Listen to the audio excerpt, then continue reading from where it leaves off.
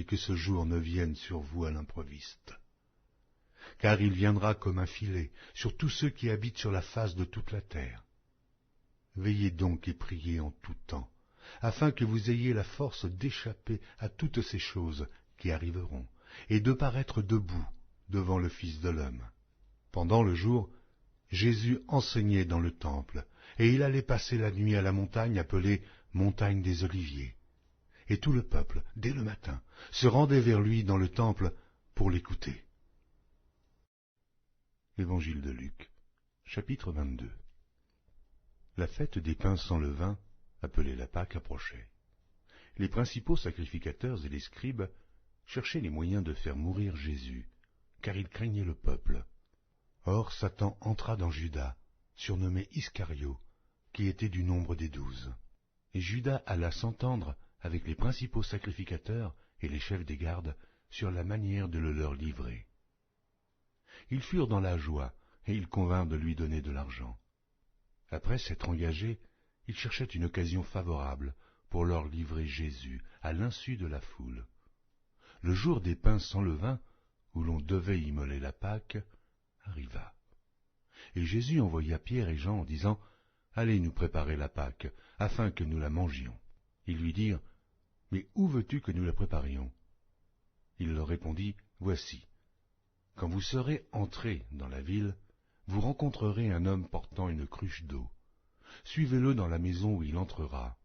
Et vous direz au maître de la maison, le maître te dit, où est le lieu où je mangerai la Pâque avec mes disciples?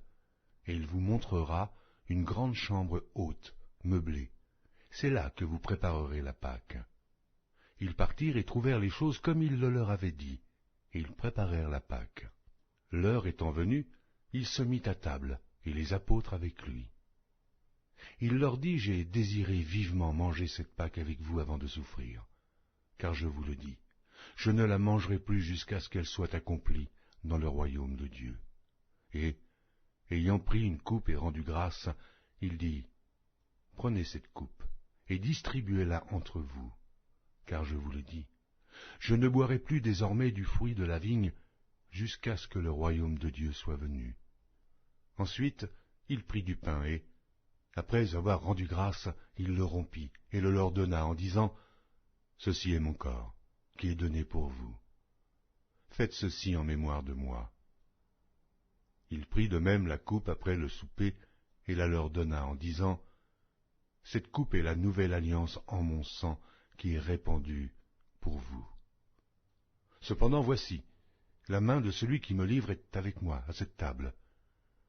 Le Fils de l'homme s'en va selon ce qui est déterminé, mais malheur à l'homme par qui il est livré. » Et ils commencèrent à se demander les uns aux autres qui était celui d'entre eux qui ferait cela.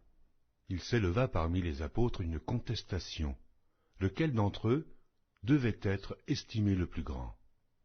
Jésus leur dit, « Les rois des nations les maîtrisent, et ceux qui les dominent sont appelés bienfaiteurs.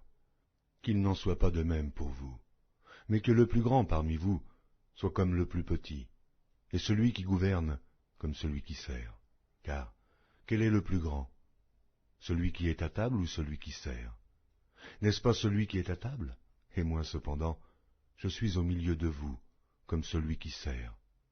Vous êtes ceux qui avez persévéré avec moi dans mes épreuves. C'est pourquoi je dispose du royaume en votre faveur, comme mon Père en a disposé en ma faveur, afin que vous mangiez et buviez à ma table dans mon royaume, et que vous soyez assis sur des trônes, pour juger les 12 tribus d'Israël. » Le Seigneur dit, « Simon, Simon, Satan vous a réclamé pour vous cribler comme le froment. Mais j'ai prié pour toi, afin que ta foi ne défaille point. Et toi, quand tu seras converti, affermis tes frères. » « Seigneur, lui dit Pierre, je suis prêt à aller avec toi, et en prison, et à la mort. » Et Jésus dit, « Pierre, je te le dis, le coq ne chantera pas aujourd'hui, que tu n'aies nié 3 fois de me connaître. » Il leur dit encore, « Quand je vous ai envoyé sans bourse, sans sac et sans souliers, avez-vous manqué de quelque chose? » Ils répondirent, « De rien. » Et il leur dit, « Maintenant, au contraire, que celui qui a une bourse la prenne, et que celui qui a un sac le prenne